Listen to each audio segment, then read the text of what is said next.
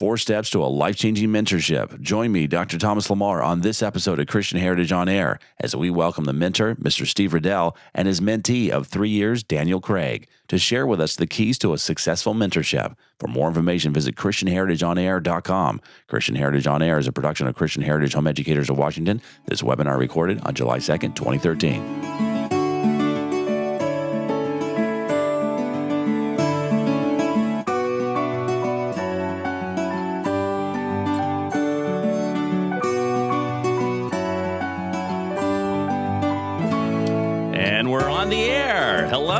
Welcome back. My name is Dr. Thomas Lamar. I'm a homeschooling father of 7, chiropractor by trade, a guy who loves to podcast, and your host for Christian Heritage On Air, a program which looks to encourage, teach, and inspire you with biblical vision for your family and the home education process. Well, welcome once again. Great to be back. Hope you're enjoying your summer. Dr. Thomas Lamar with you for Christian Heritage On Air. And on today's episode, we're talking about mentorship as we gear up for the upcoming 2013 Family Economics and Mentorship Conference to be held in Ocean Shores, Washington, October 11 and 12. Thank you, everyone, for joining us. Whether you're live with us tonight or catching this episode time-shifted out on YouTube or iTunes or grabbing it directly off of our website at ChristianHeritageOnAir.com, we are so glad to have you with us. From the vision statement for the Family Economics Conference, you've heard about family-based education, commonly called homeschooling or home discipleship. Many families have seen the disintegration of family relationships over the last few decades and responded by integrating relationship and character into their home and their children's lives. But what about the 80% or more of real life not directly connected to classroom learning? What about your family's work, your budget, your finances, your higher education and vocational training, your health care, your inheritance, and your overall financial vision? Does your family have a unified, integrated vision for where you will be in 5, 10, and 20 years from now? Will you be able to accomplish that together? Family Economics takes the next step in incorporating a biblical vision for the family's economics on all levels and seeks to practically equip families across America with the steps to build their household-based economy, one family at a time. Once again, Ocean Shores, Washington, October 11 and 12, 2013. Featured speakers include Kevin Swanson, R.C. Sproul Jr., Eric Weir, Diego Rodriguez, Steve Riddell, and Dave Tucker. Surf on over to ChristianHeritageOnline.org for more information on this vision-packed nuts and bolts conference on family economics and mentorship. And in just a moment, we're going to focus in on the mentorship aspect of this conference with 2 gentlemen who have had a mentoring relationship for 3 years, one of whom is a featured speaker at the Family Economics Conference. And the other is, we're going to have to do a little multitasking tonight because he's my Christian Heritage On Air producer. But first, ChristianHeritageOnAir.com. This is where you want to go to easily find the archives of our previous Christian Heritage On Air programs, as well as to get dialed in regarding joining us live for one of these recordings of Christian Heritage On Air. And of course, when you do join us live, one of the benefits of doing so, besides perhaps getting a behind-the-scenes peek of our production and perhaps bloopers, is that you have the ability to ask questions. And so for our live attendees, we'll have a Q&A session in the latter part of our program. And so we want to encourage you guys to type in questions in the chat box once we get underway here. And, and type them as they come to you, and we'll get those queued up and ready.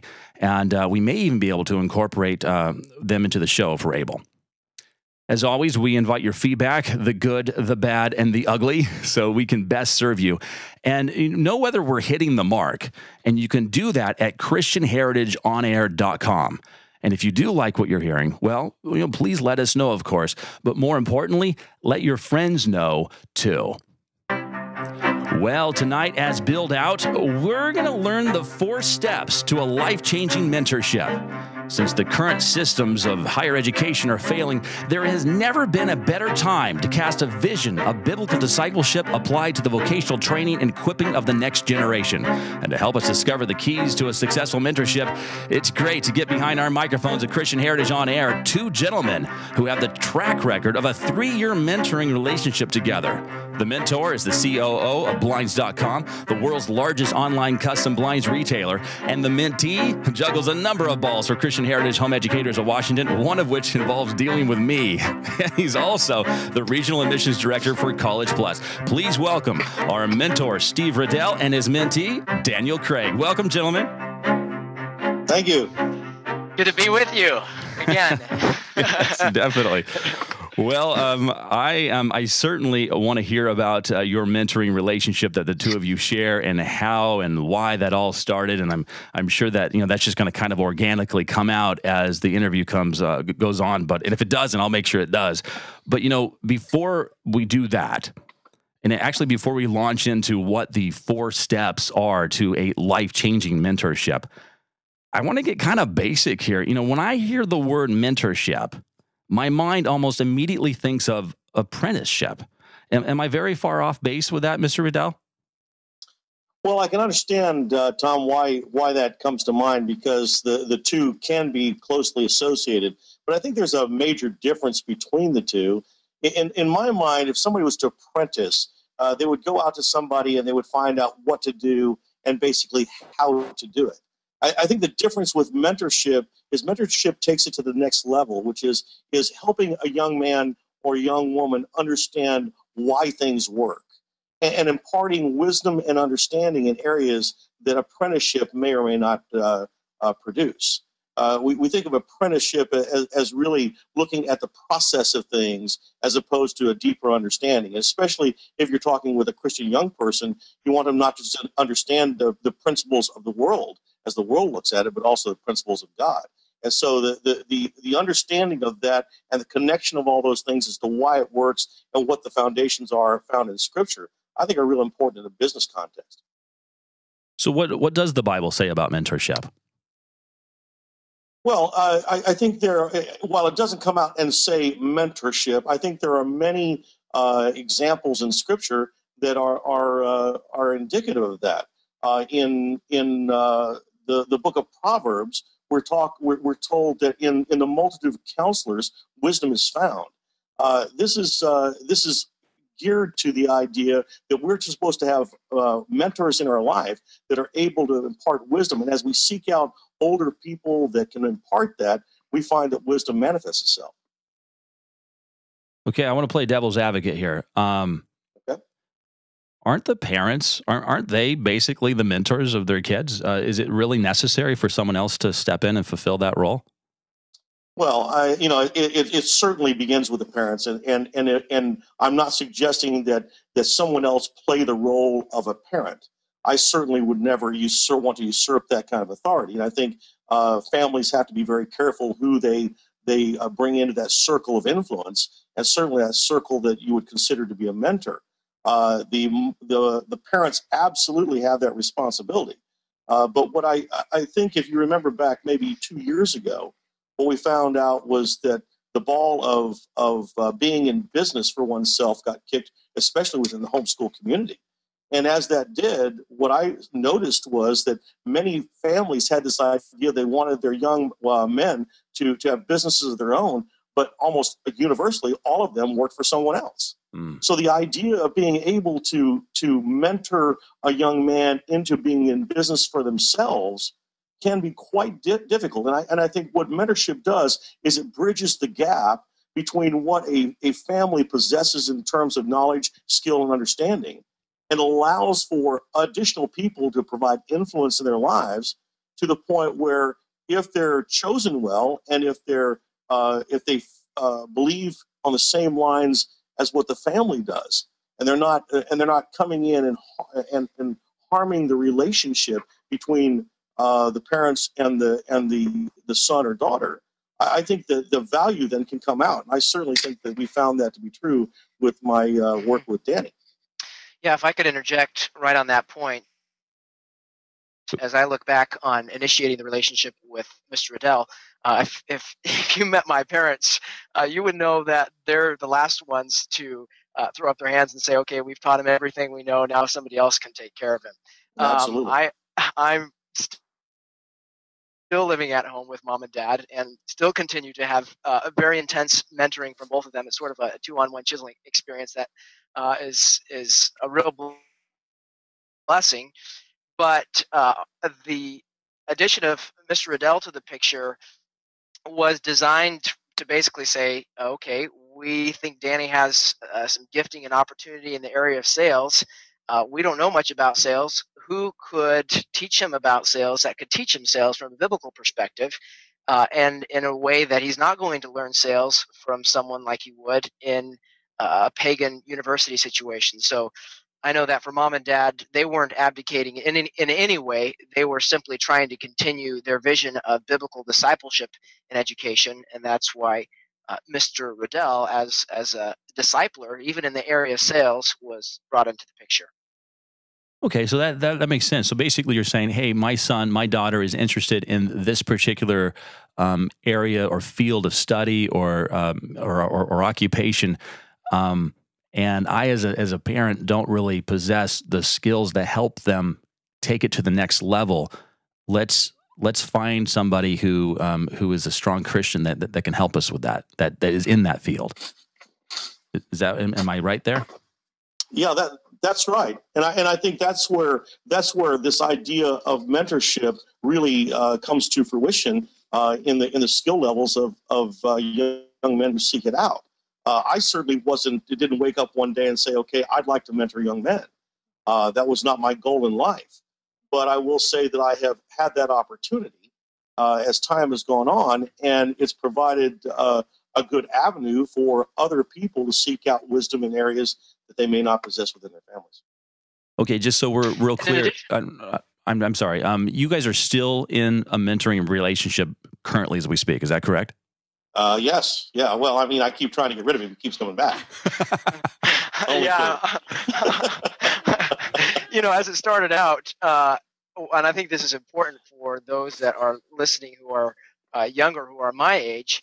It started out in such a way that I pretty much initiated all the contact with Mr. Riddell. And then probably jumping ahead of ourselves, you asked, he didn't really do much calling of me. I pretty much called him. Now that we're 3 years into the process, he is interested enough in what I'm doing that I still get calls from him, and I call him, and it's more of a two-way relationship that because he continues to challenge me in different areas, I don't. At least, Mr. Riddell, unless you're not tired of me yet, hopefully we can continue this for another week or two. I like working with really smart guys, and Danny certainly has been one of those guys that is smart. He picks up on things really quickly, and it really helps in our relationship for sure. Yeah. See, now Danny, I paid him to say that, by the way. Danny, now you can't get rid of him. I know. Okay, so let's. So now we understand, okay, maybe a mentor is a good idea. We have somebody listening right now. That does sound like, when's a good time to start thinking about this? And perhaps this should maybe act as our lead-in to the first 2 steps for a life-changing mentorship. When's a good time to start? Well, I think any time is good. And I think parents ought to be thinking about this a lot as they look towards the future with their young people. What do I have? What can I offer? And are there people in my circle of influence that can bring additional kinds of wisdom and knowledge and understanding in areas that help bridge the gap or in areas that help add value to what my child has been learning all along? One of the things that I might add on that is that I like to think of mentorship as a fancy word for this whole idea of discipleship applied to life preparation. And the reality is that we as young people are always being discipled. We're being discipled by our peer group. We're being discipled by the young people at church. We're being discipled by the media that we take in. And so the idea behind mentorship is to say, okay, well, maybe it would actually be a really smart idea to get discipled by someone who's wiser than you are, which is pretty much everybody, and learn some things from someone who has been where you want to be. And the call of Proverbs, as it says in Proverbs 20, verse 5, to pull out wisdom from those who know more than you, I don't think it's just for people who are 18, but I think that can start as young as somebody can learn how to ask questions and to draw out wisdom from people who know more than they do. Okay, Danny, this would be a good time for you to tell us what step number 1 is. So as far as the whole aspect of beginning a mentoring relationship, it's easy to want to jump to the nuts and bolts, but I think from a young man's perspective, the first step is that we really have to acknowledge our state. We have to know our state. And this is sort of a 10 seconds for station identification where I need to admit that the person that's talking right now has had a tendency to not really have as much of a desire for wisdom and understanding as I should have. And I think that's pretty much pandemic with young men. We don't want wisdom. And the reason that's a real big problem is because we need it so much. And in order for a mentoring relationship to work, I think just from my perspective, it starts with a humility that acknowledges how little we really know, how much we're in need of the input of people who are wiser than us, and how much we're dependent on that input. We can't simply make it through life with what we know, hoping that we'll figure out the right things at the right time. If we do that, we're setting ourselves up for massive failure, for major mistakes that could be avoided if we would simply acknowledge how little we know and how much we need wisdom from wise men. Yeah, and I think that one of the things that's especially pandemic in today's society is that it isn't just today. I remember when I came out of school with my master's degree, I thought I knew everything. And I found out real quickly how little I did know.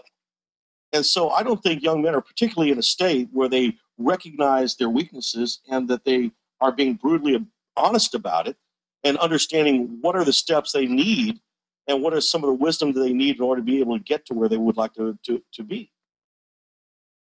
So how does a young person, come around to just, I don't know, just humbling themselves and say, okay, I need to really improve in this area? Well, I think it begins with just like an alcoholic. I'm going to let you take that one, Mr. Riddell. Well, it's like an alcoholic. You can't change your alcoholic state until you say I'm a drunk. And I think that that's the same thing with young people.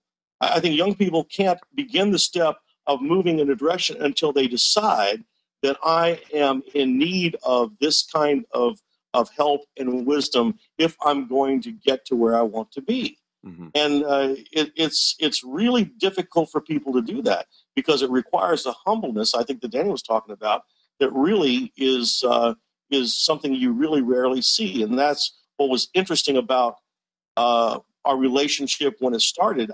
Again, I wasn't looking to mentor somebody, but as Danny approached me and asked me to do this, I was really intent on saying, is this really going to last for a day or two? Or is this something that he's really serious about? And is he open to the kind of feedback that he's going to get?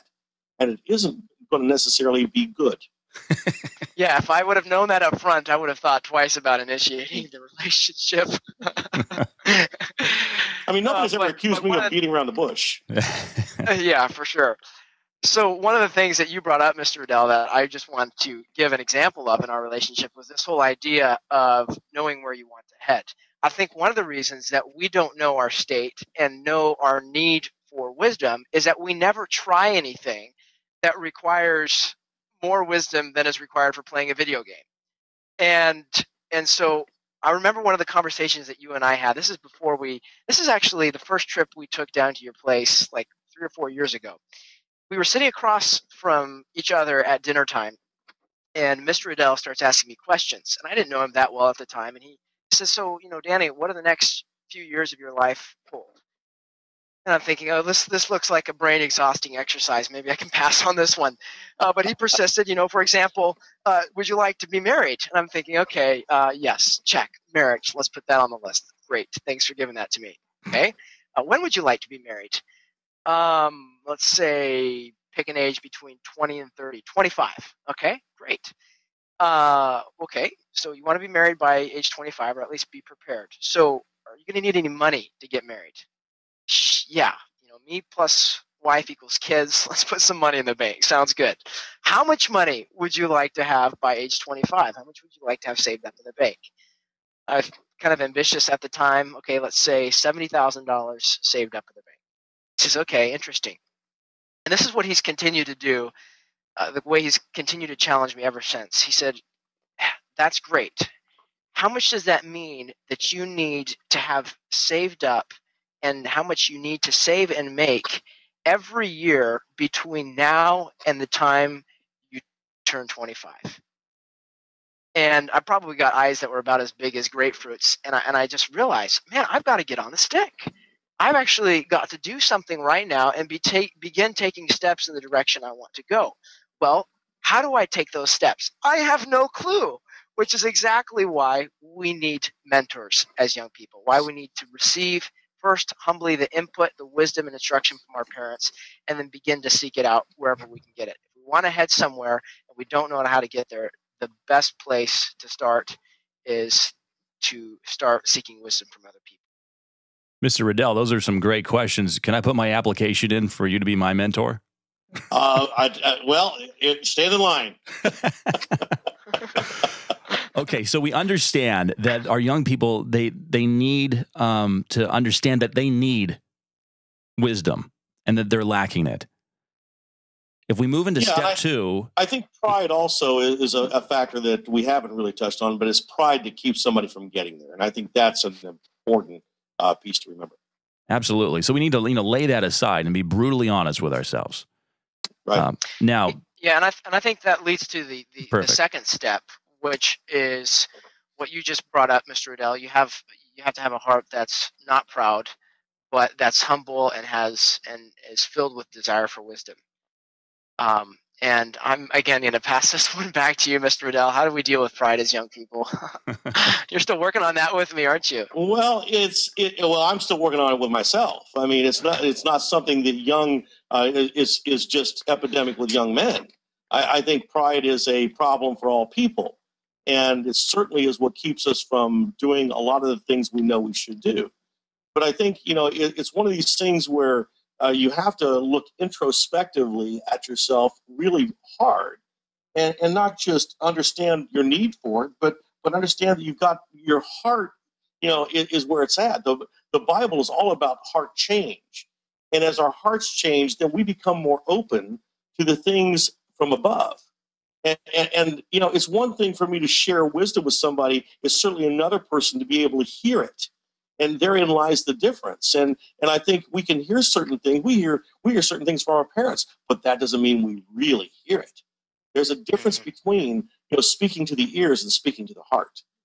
And if a young person has a heart for wisdom, then they'll be open to the kind of critical comments or input where it doesn't wound them in their pride, but they begin to look at themselves in such a way that says, God is not finished with me yet. I have some work to do, and I'm going to just take this step by step. And if I do so, I'll reach the destination, at least first step, second step, third step, by putting one foot in front of the other. But if we get into this area of emotion and wounding of the pride, then wisdom has a hard time getting through. Hey, Danny, as a spokesperson here for the young person, it sounds to me from what I'm hearing from you that your understanding for your need for wisdom and your development of a heart that desires wisdom, that's just not something you just checked the box off on. I mean, this is something you're still kind of working and grappling with, right? Yeah, for sure. How did you know? No, I would say that it's something that I have to continue to work at, and I think part of the reason for that is that there's a tendency for young men, in particular, I think, to want to impress, and mistakenly, the way that we think we can impress people is by sharing how much we know. And when you're focused on sharing what you know, you're really not focused on learning what you can. And so I think that, again, that comes back to the issue of pride and realizing that we don't need to impress people. We just need to basically shut up and start listening. And as far as how that came about in my life, it's still a process. But I think that for me personally, it really came down to the careful, diligent, faithful admonitions from my parents. Mom and Dad did not let me get away with indifference to their instruction. They were very careful to watch my heart to watch for the ever so faint rolling of the eyes or a disengagement for what they were from what they were instructing me towards. And I think that has been a blessing to me, because left to myself, I would have gone a direction that I think would have been really damaging. But they were faithful not only to keep me accountable and to hold a tough line, they also really made an effort to tell me and help me understand why wisdom was important. I remember getting some of the most annoying instructions from Dad, things that went like, "Oh, you know, Danny, if you treat your mother that way, that's how you're going to treat your wife someday." I just hated hearing those kinds of instructions, because it just didn't make me feel good. Or, if you work that way now with your chores around the house, that's how you're going to work for your employer. And then he would continue to say, "Here, Danny, is the kind of young man that I want you to be. Here's how I want you to be in the area of work ethic. Here's the kind of skills I want you to have in relationships. And the reason that I'm giving you the instructions that I'm giving you is because I want you to be that kind of man." And so I think for the young people that are listening, we need to realize that the instructions from our parents are not because they're trying to be a nuisance to us. They are coming from our parents because they love us. And we need to take the opportunity to listen to those and to really apply those instructions to our life. Because if we don't take it from our parents, we're not going to be able to get it from a mentor. Okay.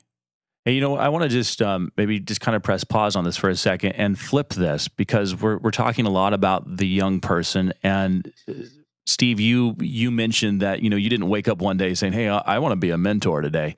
But let's talk about the old person for a moment. All right. At what point is someone qualified to be a mentor? And if they are at that point, what are some of the steps that they need to go through to ready themselves to be able to serve? Well, I am completely shocked at the amount of immaturity that exists in society, and certainly in the workplace today.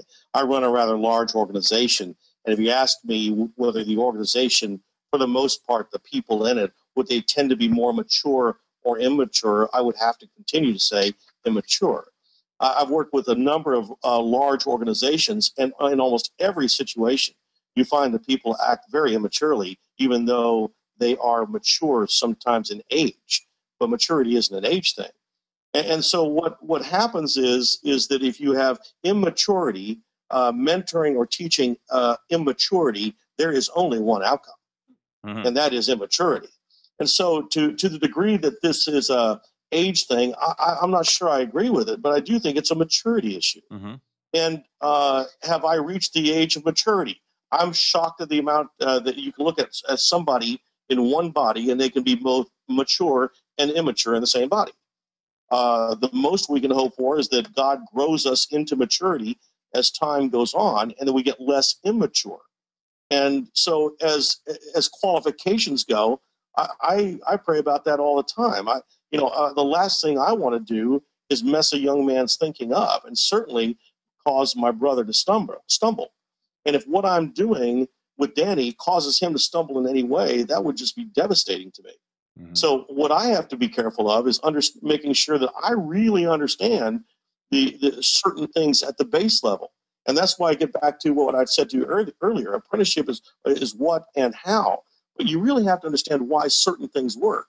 And if you do, then I think you get that kind of wisdom from above. But if you're not really prayed up in every kind of relationship you have with a young man as a mentor, I think you really are acting in an immature way.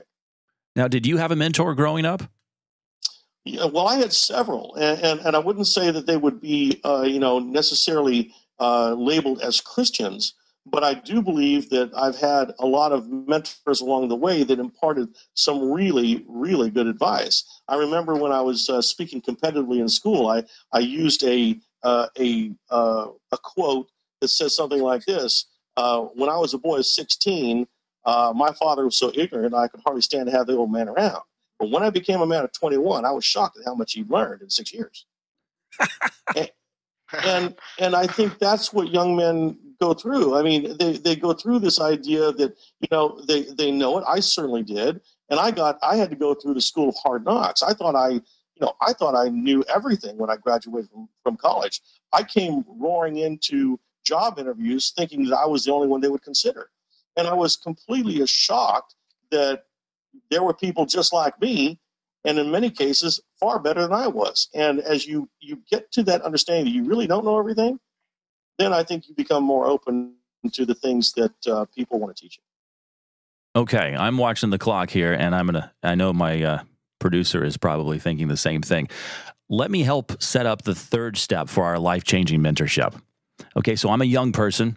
I've humbled myself. I understand my need for wisdom, and I've developed, or I'm in the process of developing, a heart that desires that wisdom. So is it, at this point, is it just kind of an add water and mix formula, and a mentor, bam, shows up in my life? How does this all work out? Mr. Riddell, you're going to take this? Okay. Well, I don't think that necessarily is the case, but I've often said this to people in sales: become an expert at what it is you do, and people will beat a path to your door. I think if you look at desire, God says, "Ask, and what will happen? You shall receive. Knock, and the door shall be opened unto you." And so, what it gives the implication of is that God will put the right people in your steps or in your way if you are in a asking and seeking and knocking kind of way. And I think that was exactly what happened in the relationship with Danny. I wasn't looking for somebody to mentor, but he knocked on my door. And when he knocked on my door, I saw a young man who was earnestly seeking to have skills and understanding in areas that he didn't possess. And he was earnestly asking me to help him. And I think there are numbers of wise men out there who would be willing to do that. But it's not like I'm sitting around with the idea that I want to be a mentor all my life. But I have helped a number of young men over the course of my years, and certainly have not turned one down. But it's one of these things where if I told Danny this, if I tell you what you should do, and you want to argue with me, or you think you know everything, or you don't want to do it, okay, then you need to go your way. Here's a question that I was just thinking of. And, Danny, we're talking about knocking on doors. How did you know what doors to knock on? And how did maybe your parents put those doors in your life? Yeah, that's a good question. I think that one of the things that I probably learned from my dad was an evaluation of who do I want to be like when I grow up? What do I aspire to be? And with the input from Dad, he helped me develop a picture of what the kind of man was I wanted to be. And the way that relates to a mentorship situation is that you have to then say, okay, is this person that I'm considering going to take where I want to go? Is he displaying the qualities, the characteristics? Is he the type of man that I want to be like? Which incidentally is, again, what the Proverbs say. He that is a companion of fools shall suffer harm, but he that walks with wise men shall be wise. So I think it was a matter of my relationship with Mr. Riddell of saying, okay, this is a godly man who has been faithful not only in raising a family that loves the Lord, but he's also been successful in business. And as I began to just ask some questions, I could see that he was someone not only with experience, but someone who had evaluated his experiences, someone who knew what he had been able to accomplish, but also why he had been able to accomplish it. And the more I asked questions, the more I began to see, wow, if I follow these steps that he's giving me, this will take me in the direction that I want to go. So I think for young men, asking, is this advice, if followed, going to take me where I want to go, is a crucial question. Most of the time, we spend our time hanging out with people that will not take us in the direction we want to go, and we never think about asking that question. But Tom, if I may, I think in order for a young man to have people appear in their lives, I think it's found in 1 Timothy 4:12 when Paul told Timothy, don't let anyone look down on you because you're young. But the answer is found in the last half of that verse where it says, but set an example for the believers in what? in speech, in conduct, in love, in faith, and in purity. And if you do those things, there are people who will see that in you, and they'll be drawn to you as opposed to repelled from you. And I think that is the kind of thing that would cause me to want to be drawn to somebody when I see things like that exist in a person's life. If I see a fool, why would I want to spend my time dealing with a fool when I have my own family to deal with? And this is, I think, an important part to understand. Yeah, absolutely. I think that one of the things that I've heard talked about before is sort of the drooping drawers syndrome.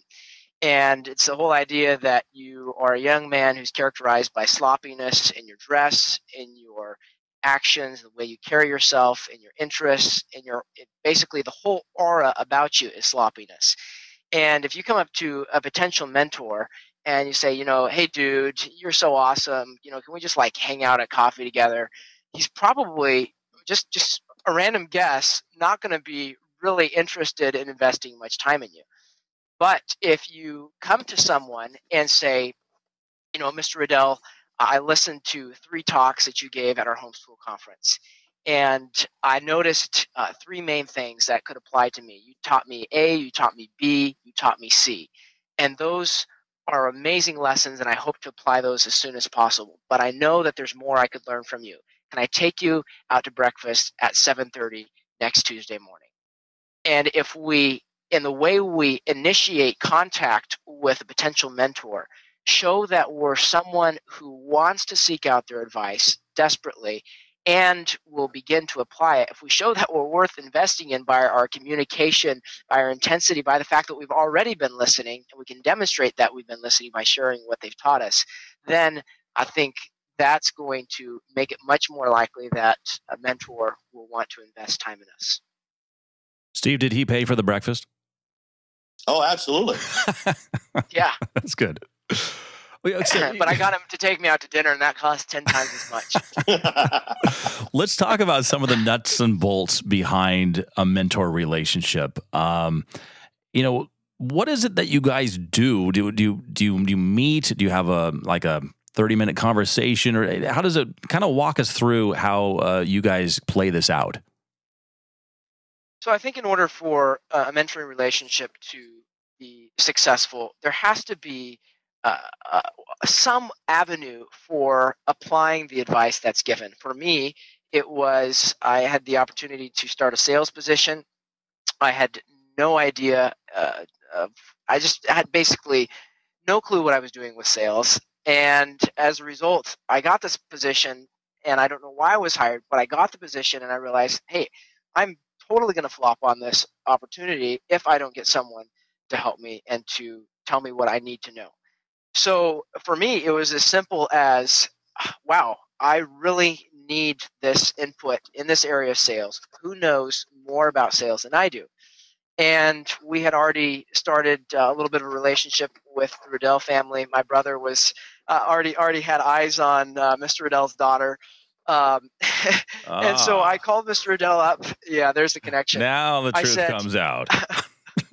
Yeah. There was subversive intent. Subversive intent. All right. So I called Mr. Riddell and I said, I've got this sales job. When do we start? And he's like, start what? I said, what do you mean start what? You're gonna mentor me in sales. I mean, you know what I need to know to be successful. And so right then and there, we had a 1-hour conversation. And he said, here are the things that you need to start thinking about for your very first sales call. What I want you to do is create a little bit of a call script. I want you to think through the 5 questions that you're going to ask, put them in order, and start to evaluate what it is that you would need to know from a potential customer before you could ever recommend your product or service to them. So right at the beginning of the process, he didn't just say, okay, say these words. He got me to think, what do I need to know from the customer about their needs in order to be able to be successful in recommending a product. And so I completed that assignment, got on the sales call. The first 5 minutes were glorious. And then 5 minutes later, I realized that I had these people's needs, but I had no idea how to take the next step. So immediately, horrified, I got back on the phone with Mr. Riddell and said, okay, What's the next piece of the puzzle? And we just sort of work through the relationship in that way. That's from my perspective, at least. All right, so tell us what really happened, Mr. Riddell. Well, again, I think it was kind of a dream kind of situation in that I think the reason it really blossomed was because Danny had a way to take what I was giving him and actually put it into practice. I think anytime you're dealing with theory remains theory if nothing is done with the theory. And it's one thing to understand the theory. It's certainly another to understand the principles and then have it come out of your mouth in any intelligible way. And so it's a practice issue. And if young people can't take what they're being given and practice, I think that's the issue. But for me, I've been spending the last 20 years teaching people how to coach. And I teach people this all the time. Mentoring and coaching are pretty much similar in word. But the reality is, it's the success in helping mentor somebody is not found in the statements we make, but in the questions we ask. And if you ask the right questions, I'm going to help Danny self-discover for himself, as opposed to me just telling him everything he needs to do. Now, there's a teaching, training, and coaching kind of process that goes through this, but I'm going to try to stay on the coaching side as much as possible so he begins to start thinking it through. And as he does, he comes up with the answers he needs. I just become the facilitator of helping him get to wise choices. So how do you come up with these questions, Steve? Well, it takes practice. It's understanding what questions to ask. It's like anything else. We are all geared to making statements. That's the way we parent. My mother used to say, "Didn't I tell you?" And it never seemed to work. We were good at asking questions at one point when we were young, and all we knew was one question: why? But as we get older, we go from asking questions to making statements. And if statements were the answer, then all young people ought to be on the straight and narrow. And they're not. We don't respond well to statements, but we have to respond to questions. And if you're asking the right questions, it causes a young person to really dig deep and find out some things internally that they never thought they could find out. Now, we're already starting. I'm sorry, I don't want to talk over you. But we're already starting to kind of talk about some of the principles that might fall under step 4. But before we jump there, I want to just kind of pull out one more nut and bolt there that we didn't really touch on, and that is you mentioned phone calls. Is that how you guys primarily communicate, or can a mentorship be face to face or Skype to Skype, or what would you recommend in that way? Well, I think it's anything. Honestly, the reason we had to do it phone to phone was because he's in Washington, I'm in Houston. And so the idea of us getting together, very often it's not high. Now, they have my daughter hostage up in Washington, so I have to go there occasionally. But, the medium is not the issue. The issue is more of the relationship and that it's being done in a way that the young person isn't just sucking up all the wisdom from the mentor, but is adding value. And the way they add value is by doing what they've been asked to do. I get great feelings of pride when I see Danny going out and taking the things that I've given him and having great success with what was done. And he gets excited about it. I get excited about it. And that's the kind of value I think that the mentor receives. One other thing to add to that is that one of the reasons I keep coming back to Mr. Riddell is, as stretching as it might be at times, he always continues to push me to the next level.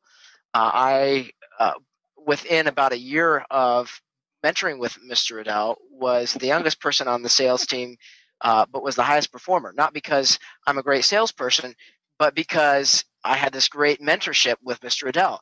Even with that, though, he would still push me on to the next level. Okay, so what about this aspect of skill? Are you developing there? What about this aspect? So he kept pushing me, and he mentioned the importance of a mentor asking questions. I would have to again echo the importance of the mentee asking questions as well. Absolutely. I talked about this at homeschool conferences before, and I have homeschool moms coming up to me saying, "Okay, how do you learn? How do you teach your kids to ask questions?" And I'm thinking, well, you shouldn't be asking me, but what I can say is what mom and dad did, and what mom and dad did was very simple. practice and role play with your front door. Dad goes outside, opens the door, and comes in, and we, as the other end of the role player, were required to say, "Hi, my name is Danny. What is your name? How are you today?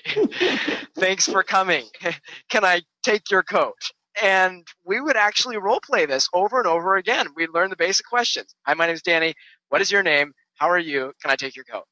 And then when we go over to people's houses, we'd be riding on the way in the car on the way there. Dad would say, "I want each of you to think of 2 or 3 questions that you can ask at dinner time. They don't have to be the complicated. How did you all get to know each other? What's your marriage story, or whatever it might be." But I think that if Mr. Riddell, if I had just called you and said hello, and you wouldn't have carried the conversation, right? If I hadn't asked you questions. No, I think it was it certainly had some foundational aspects. And, I look at people when I even interview, and I look for that intuition, that intuitive skill set.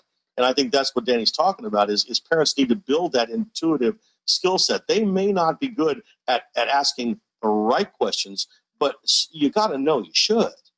And if I can take somebody who knows they should ask a question, then I can teach them what the right questions are.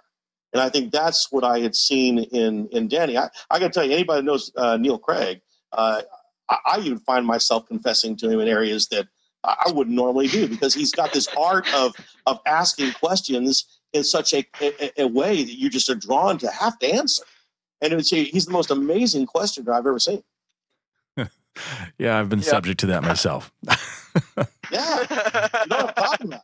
I don't confess like that to anybody else, but I'm telling you, he has a way of pulling out of you. Yeah, he does. Okay, we need to go to the 4th life-changing step for a mentorship to be successful. And, for the young person, this is where the rubber really needs to meet the road. Right. Yeah, it has to. And this is that step of they got to put it into practice. They got to put it into action. I run a $120 million operation.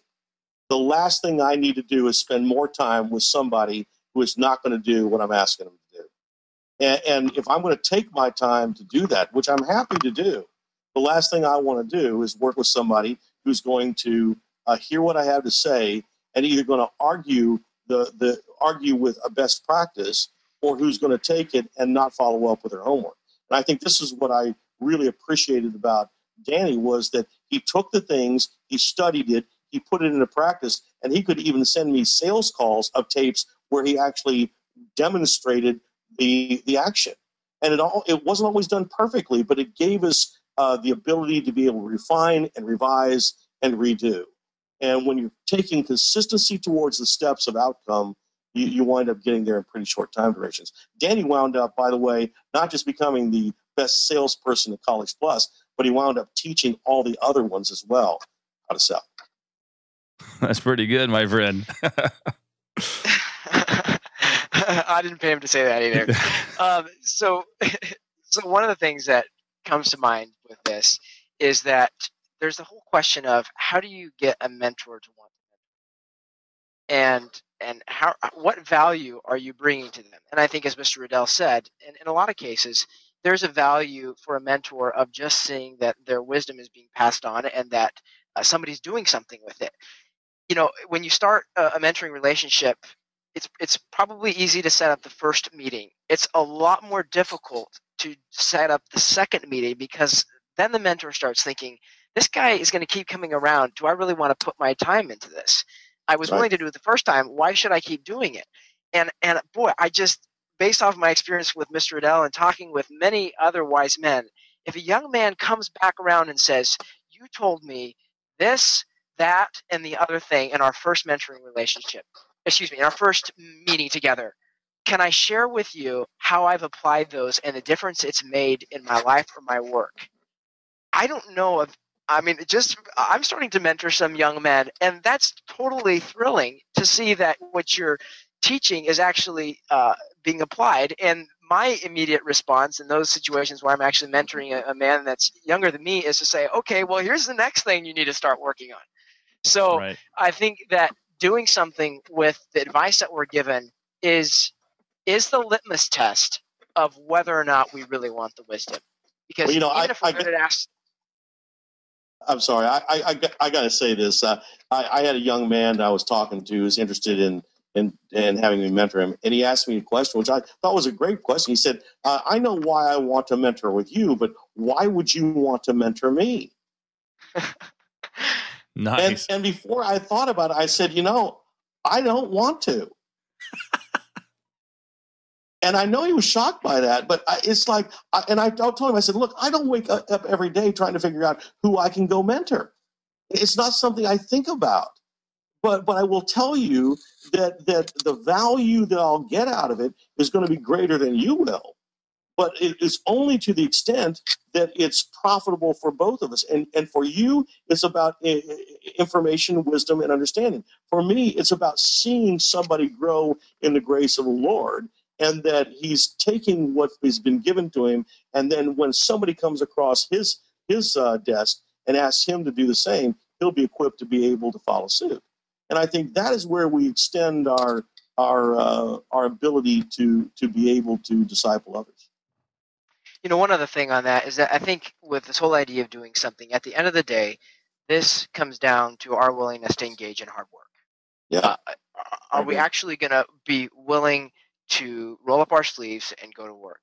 And this is where we need, as in all things, the help of the Lord to show us who we are, the fact that we're his ambassadors, that work is not just this stuff that we get done so that we can get to the good stuff of life, which is video games and spending time frivolously on Facebook. No, work is our opportunity to serve God and advance his kingdom. And so at the end of the day, we have to cry out to God as young people to get a heavenly perspective on work so that we would enjoy it, so that we would seek it, so that we would be glad to do the things that we're called to do, and just grateful to have the input and advice and wisdom of wise mentors as we carry that stuff out. But we've got to get a new perspective on work. Well put. And Danny, since you're really being the guest and not the producer here, I'm looking at the clock. We need to move forward here. Are there any resources out there that you guys would recommend to help either the mentor or the mentee? Obviously, this episode of Christian Heritage on Air should be at the top of the list, but anything else? Well, I think Danny's putting together something that's really exciting that I think is going to really hit to the heart and soul of this, because I think there is an absence of information out there. And one of the things that Danny's working on, I think, is going to fill that void. So, Danny, why don't you tell him about it? Sure. So, in my 4 years of working with College Plus, which has been a great experience, what I've seen is that there's a lot of homeschool families wondering what to do during the higher education years. And certainly in some careers, a college degree is necessary. But what I've noticed is that in a lot of cases, homeschool families are just making a decision to go to college because it's the default choice. It's what's culturally expected. And then they wind up tens of thousands of dollars in debt. Many, even homeschool kids, are leaving the faith, and the consequences are just disastrous. So I've had the opportunity to team up with Kevin Swanson's ministry, which is Generations with Vision. And right now we're working on developing a program that's designed to equip young people, and particularly at this point, young men, with the skills and resources and abilities they need to go and establish mentoring relationships with wise men in their communities. We're not trying to give them a mentor or necessarily tell them who can mentor them, but train them basically, as it says in Proverbs, how to walk with wise men. And then in addition to the resources, the training, the video content, the assignments, the reading, there's going to be an accountability coaching component to actually handhold a young man through the process of networking, finding out who knows what they're trying to learn, establishing a mentoring relationship, making that first breakfast appointment, pursuing the mentoring relationship, and ultimately starting to apply what they're learning. So that's something that's going to be released in the near future, sometime this year, Lord willing, and generationswithvision.com is where we'll definitely be spreading the word about that. And what I'm going to encourage you to do, Danny, is when that does come out, let's include a link to that in the show notes. So somebody who's catching this, say, years down the road, this book is already available. Okay? Sounds good. All right. Mr. Riddell, as we mentioned at the head of the show, you are one of the featured speakers at the upcoming Family Economics and Mentorship Conference in Ocean Shores, Washington, which is October 11 and 12, 2013. Visit ChristianHeritageOnline.org for more information. But, give us a sneak peek at what you're going to be sharing at the conference. Well, I'm really grateful to be part of it. This will be the second time I've done this. I did the last one in St. Louis. And, I'm seeing such an amazing need out there among homeschool families. And I received a tremendous amount of email and letters that came from the last one that were talking about the void that exists in some of the stuff we've been talking about. And so I'm going to be sharing some things that I taught Danny in terms of principles of sales and asking the right questions, how to be a coach and how to coach and mentor your own family, and why certain things within the family have a hard time with parents moving from authoritarian to more of a coaching relationship, and why they should. Just the idea of when kids are younger, we tell them lots of things, but as they age, and as a parent of 20-somethings now in my home, it's really, I have to move to more of a coaching relationship or mentoring relationship rather than an authoritarian relationship. So we're going to be talking about that kind of stuff. And then certainly this whole idea of mentorship and how it applies to Christian young people and what they can do about it. I've spent a lifetime trying to drag and kick and pull people to success that just didn't want to get there. And this idea of mentees looking for those people in their lives that they can get wisdom from above really resonates with me. And I'll be anxious to share that at the conference. And I'll be anxious to attend it. How can people find out more about you if they want to get in contact with you, Steve? Well, the best way to get in contact with you certainly is on LinkedIn. And if you'd like to send a request on LinkedIn, please feel free to do so. I'm readily accessible through there. And I've got a new book coming out, hopefully by the end of the year, if I can get it done. And so, there's lots of stuff that's coming. And as we find out more about the needs, I think we're certainly willing to respond to them. Okay, great. Danny, do you want to give a contact information for yourself? Yep. You can also connect with me on LinkedIn as well. That's probably one of the best places. Or you can write to me through Christian Heritage, Daniel C. at ChristianHeritageOnline.org. Excellent. Well, gentlemen, so glad to have you on the program. Thank you for sharing. What a unique opportunity for us to learn about mentorship. In just a moment, we're going to move into our Q&A for Steve Riddell and Daniel Craig. Hint, hint, live attendees, we really need you to send us your questions if you haven't already done so. But before we do that, I want to direct your attention to some great things that Christian Heritage has planned for you. I realize that you may be catching the recording of this. We are live right now on July 2nd, 2013.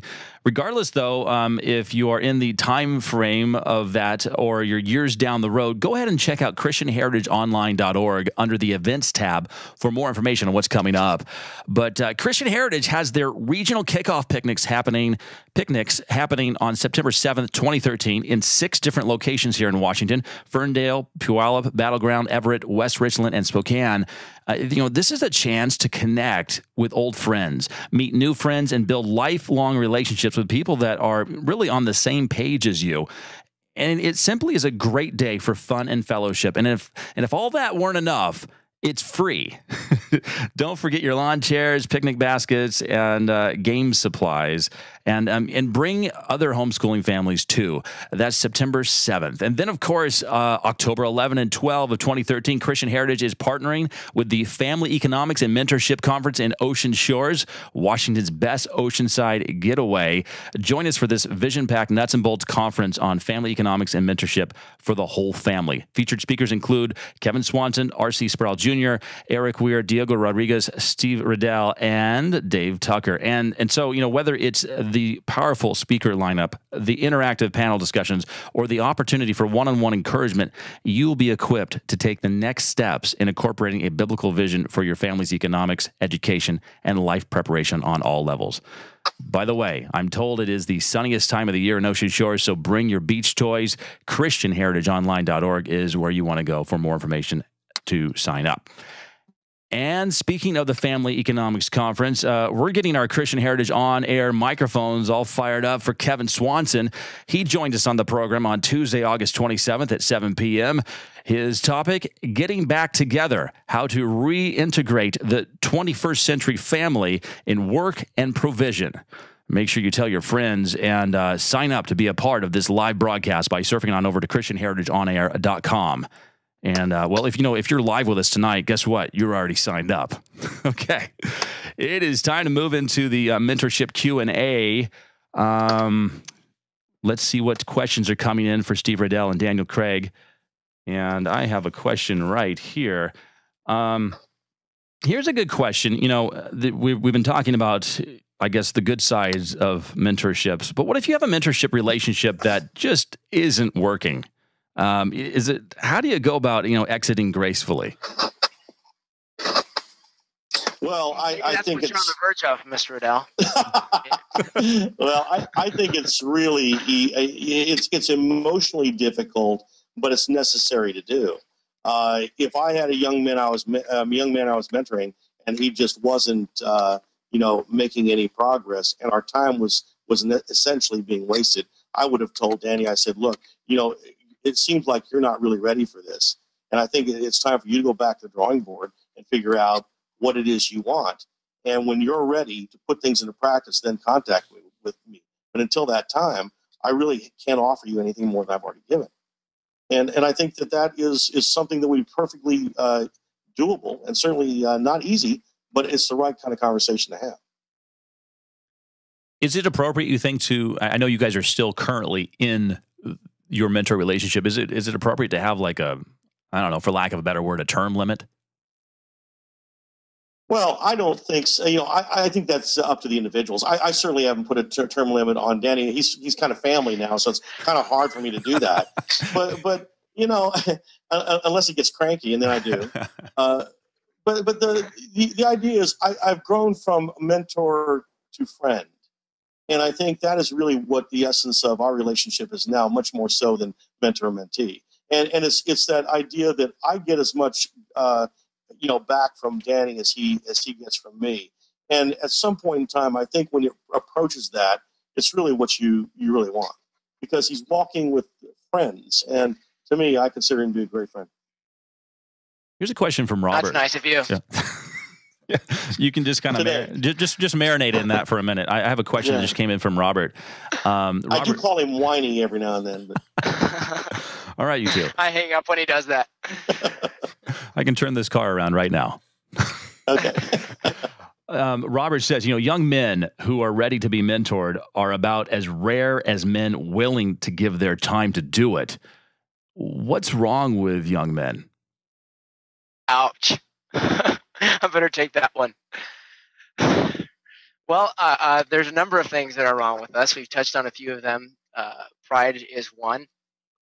But I think that what I see with young men, and I have to sign myself up on this list, is that we have so little vision for life.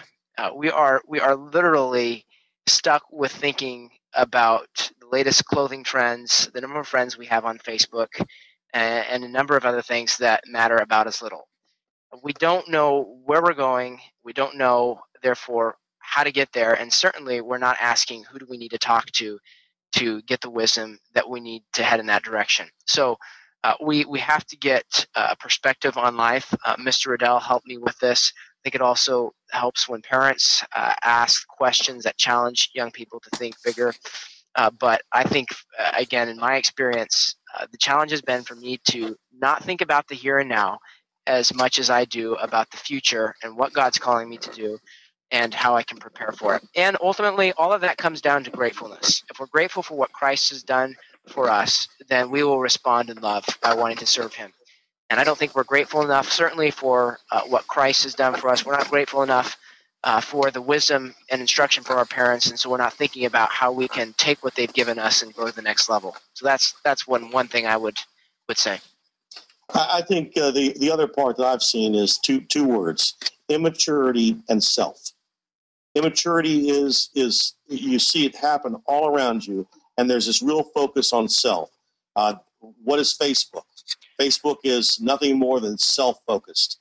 Like the thought that anyone would care that you went out to go mow your lawn or wash your car.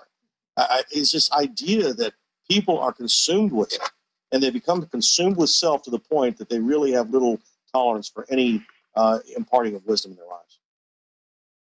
I just had a question come in from Brian, and actually, Brian, this was a question that I had, but I skipped right over it. It's a great question. Would there ever be a time when a mentor would be the one who initiates the relationship? You know, you never say never, but the idea that a mentor looks for a mentee would also imply that I'm going out trying to force my wisdom or force any ideas or thoughts on someone else. You know, who doesn't necessarily want them? Yeah, in the I'm case of a sure young that man. it may happen, but I think it's not the best idea. Okay. I mean, I find myself doing that in work sometimes. I have to take the initiation in work with people who work for me. But in situations where it's young men who are out there in the general population, I just don't know that would work well.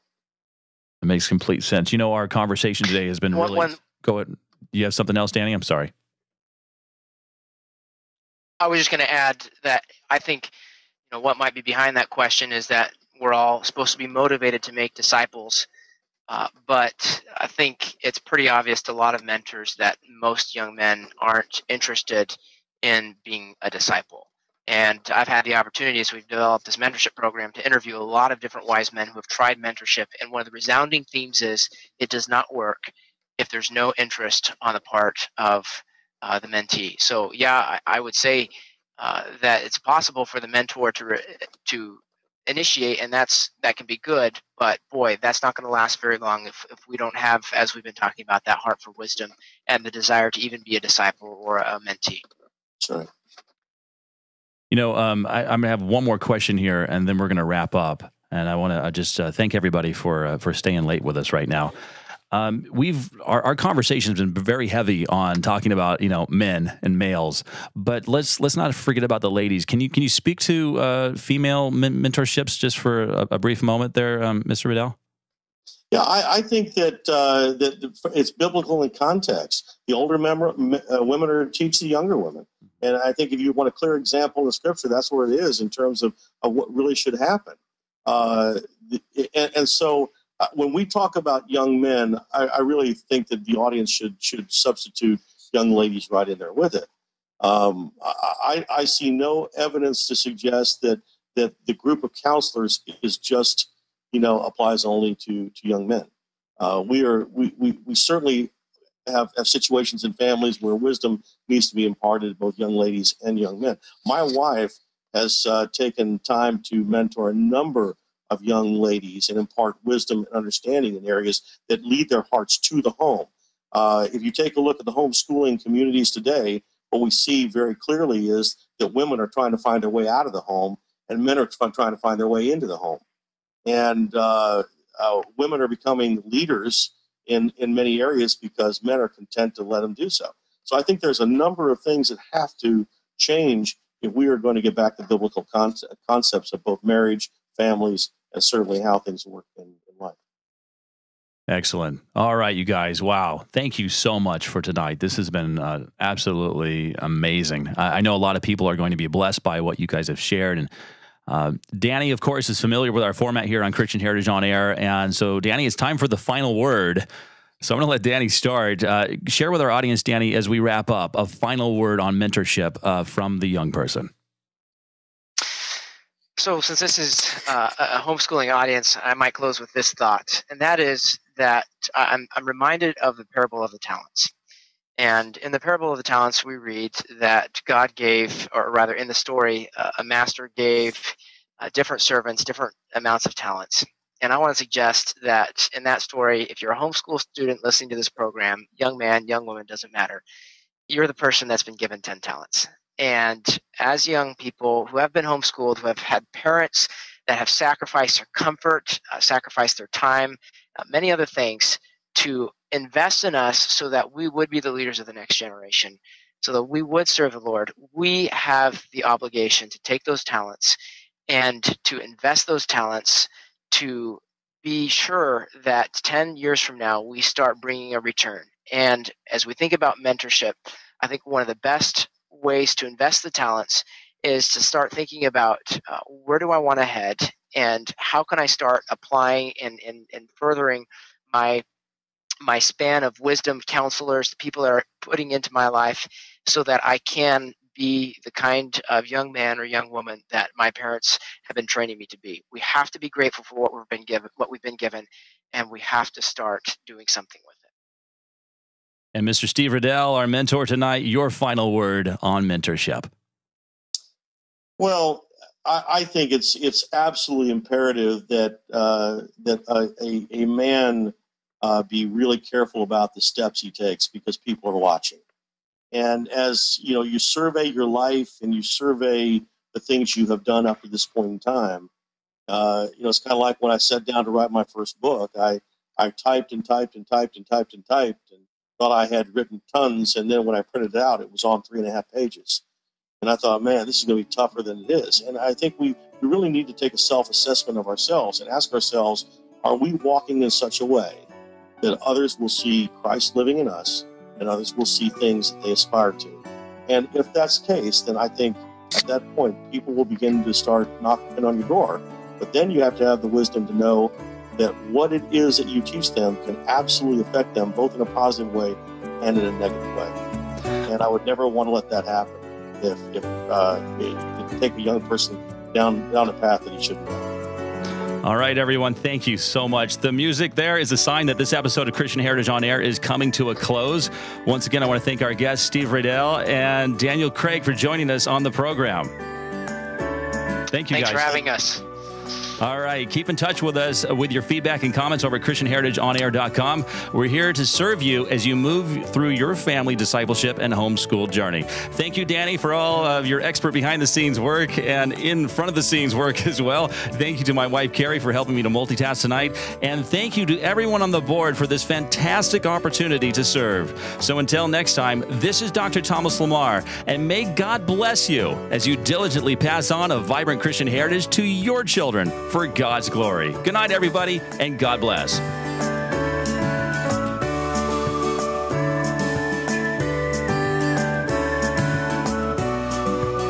For more information on this Christian Heritage program, find them on the internet at ChristianHeritageOnline.org. This program is produced by Christian Heritage Home Educator in Washington, copyright 2013.